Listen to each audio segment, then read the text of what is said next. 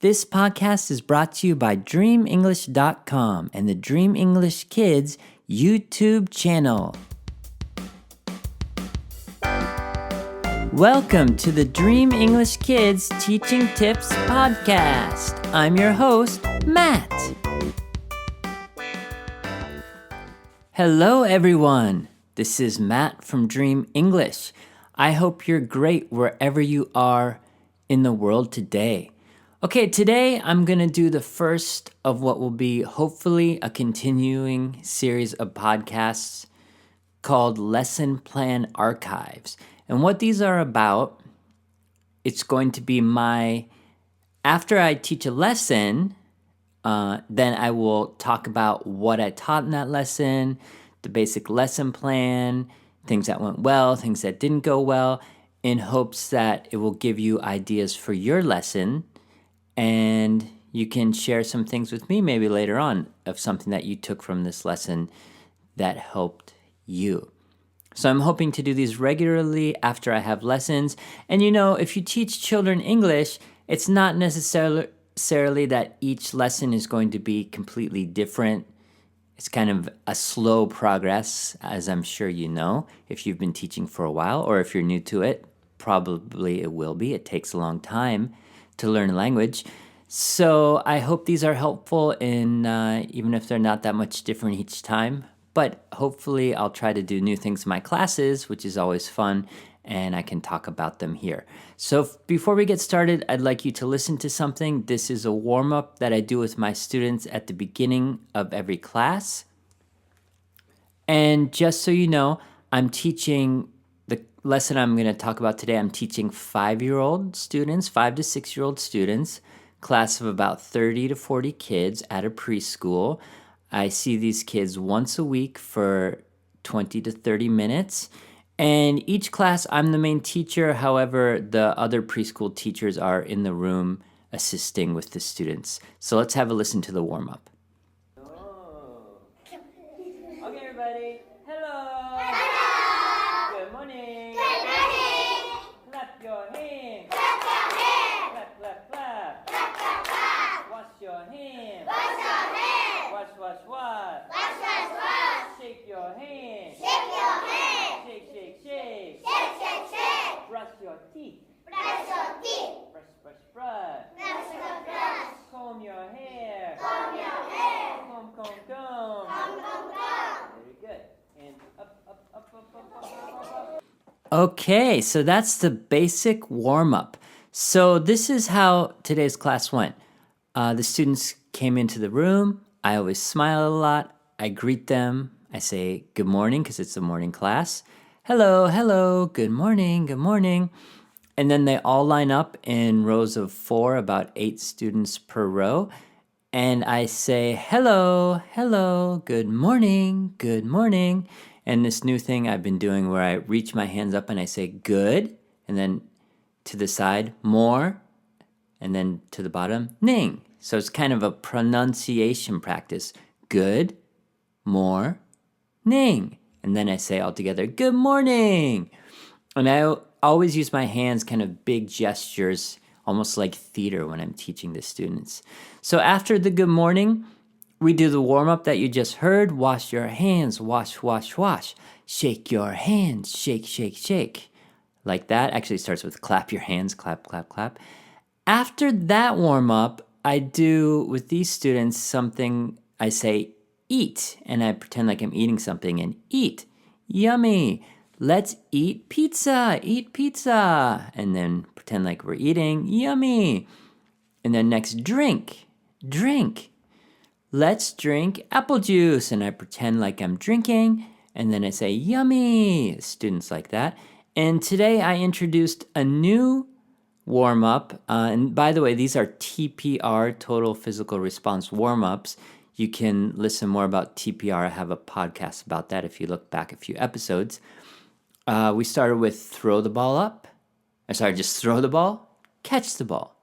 Throw the ball, catch the ball.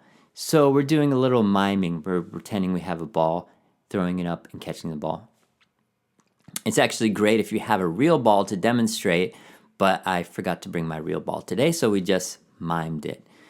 Okay, after that, we did a warm-up song. This month's warm-up song is Head, Shoulders, Knees, and Toes. Before I start the song, these students know the song already, so it's kind of a review for them. But before I start the song, I review head, shoulders. Actually, what I did with them was touch your head, touch your shoulders, touch your knees, touch your toes. And I go through all the body parts and the head, shoulders, knees, and toes. And to make it kind of fun, when I say touch your banana, and then I put my hand on my nose and say banana, and they laugh and say, no, nose. Or you can also quiz them and say, okay, everybody touch your ears, touch your toes, kind of out of order. So we do that as a little fun warm up, and then we sang the song head, shoulders, knees, and toes, knees and toes, head, shoulders, knees, and toes, knees and toes. So that's the version off of the Dream English Classroom Favorites Volume 1 album, which is available on Spotify. There's also a YouTube video if you look up Dream English and Head Shoulders.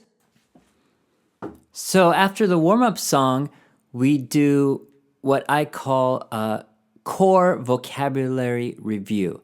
So I go to this school once a week on Fridays, and each week I have a different core vocabulary review.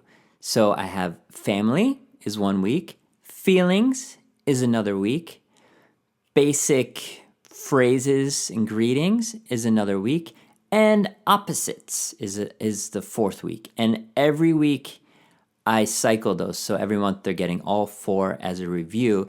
And today was opposites. So I use flashcards that I bought, and the flashcards are hot, cold, fast, slow, big, small, things like that. And there's maybe about 20 vocabulary words.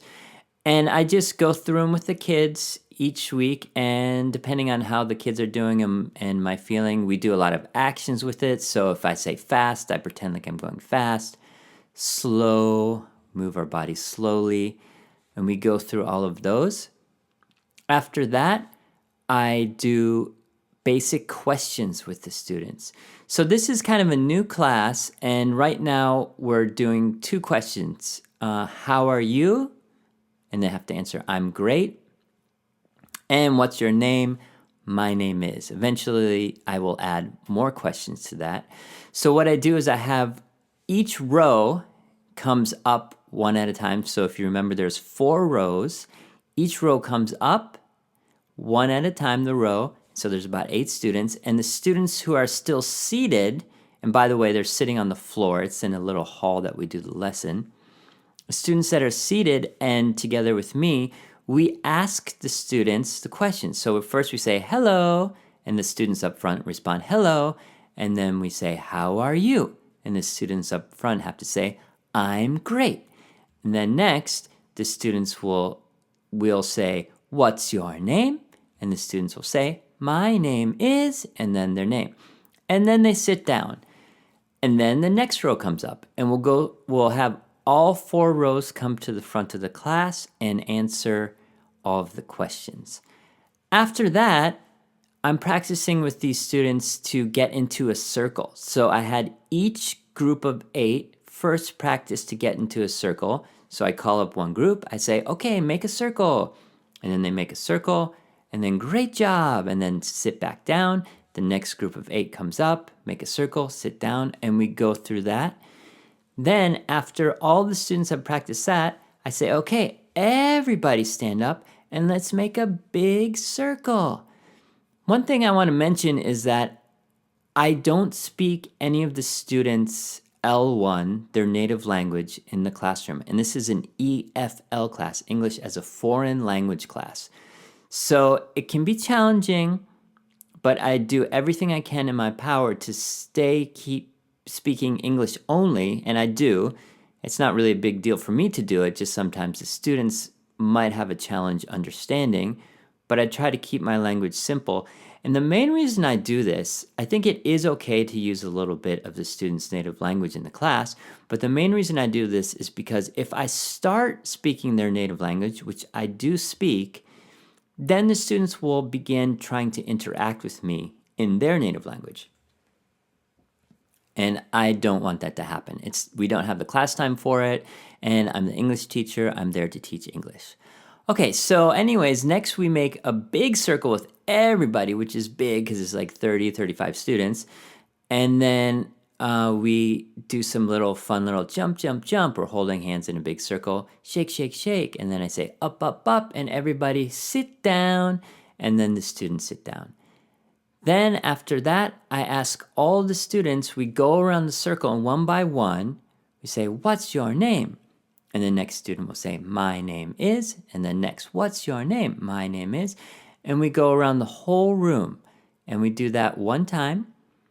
Then next, we stand up and I do the walking song, which is maybe familiar to you if you've been teaching for a while. I actually don't have this song recorded. I just do it a cappella without any background music.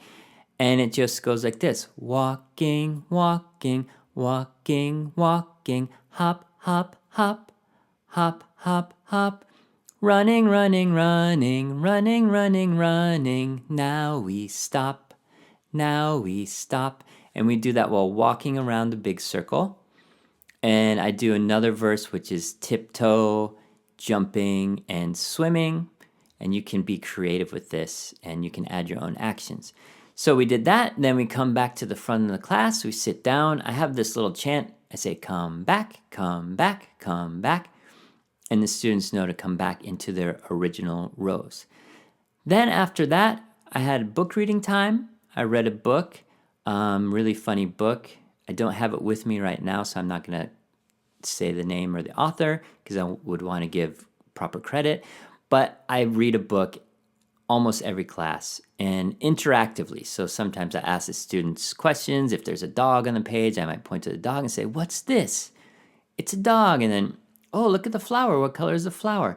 So while I'm reading, I'm keeping the students engaged. We're interacting. Interaction is a very important part of the children's English classroom. Okay, now after that, I introduced fruit flashcards, and we practiced the phrase, I like. So I have a song, I Like Apples, and I have also a book you can find at kidsenglishbooks.com. I'll put links to all this in the show info. And I read the book one time, again, another book, but this is more like a flashcard book, kind of. It's not a real book. I printed it out and laminated it. And then it has the phrases, I like apples, I like bananas, because they're yummy, yummy, yummy to my tummy, tummy, tummy. Then we sang the I Like Apples song, which again is another Dream English song. Apples, apples, I like apples. And these students had done this song last year, so it was familiar to them. I didn't have to pre-teach the vocabulary, which I often do. And one other thing I did in this class was a little colors flashcard game, which is very simple. I brought 4 students up to the front of the class, and I participated as well. And I gave each student a color flashcard. So I had red, the next student yellow, pink, green, purple. And first of all, you have the students say the name of the color, red, yellow, pink, green, purple. And then you turn over the first flashcard. You ask the students, close your eyes, and you turn over the first flashcard and you point to it, and you have to try to get them to remember the first color they saw. So the flashcard is turned over, but they have to say red. And of course, if they can't remember, they don't understand what you're doing, you might have to help them a little, but they'll catch on soon. And then, so they go through and you say red, and the next one, yellow, pink, orange, green. Then the next student next to me turns her flashcard over, and then I say, close your eyes, and then open, okay, and then say the color. So 2 flashcards are now turned over. So they have to remember that it was red, and that it was yellow, but they can still see the other 3, pink, green. Okay, and then you go through this till all the flashcards are turned over and they have to remember all of the colors that they saw. It's simple, it's fun, but it works very well. I actually just learned about that from a video I posted on the Dream English Facebook page if you want to go check that out. So that was really fun, and the students enjoyed that. And then it was time, it was 30 minutes was up, and the class time was over. So I always look at my watch on my arm and I say, it's time to sing the goodbye song. Now, these days, I've been singing the goodbye song a cappella. And I do this for a lot of reasons because sometimes by the end of the class, we're all a little bit tired. I mean, it's been a long 30-minute lessons. Maybe we sang 2 or 3 songs. So I just want to do a simple, quick goodbye that's not too tiring. So I do a short version of the goodbye song a cappella. If you're not familiar with it, I'll put a link to the goodbye song in the info. It's a Dream English goodbye song. It's also on YouTube and on the Classroom Favorites Volume 1. So I just do a little version like this. Clap your hands, spin around, jump up high. Okay. Goodbye, goodbye, see you again. Goodbye, goodbye, see you, my friends. Goodbye, goodbye, I had fun today. I have fun today. I have fun today. Goodbye. See you. Thank you. And I do some hand gestures with that. Goodbye. See you. Thank you. A little bit of sign language. And then that's the end of the class. And the kids leave and I wave and say goodbye and great job.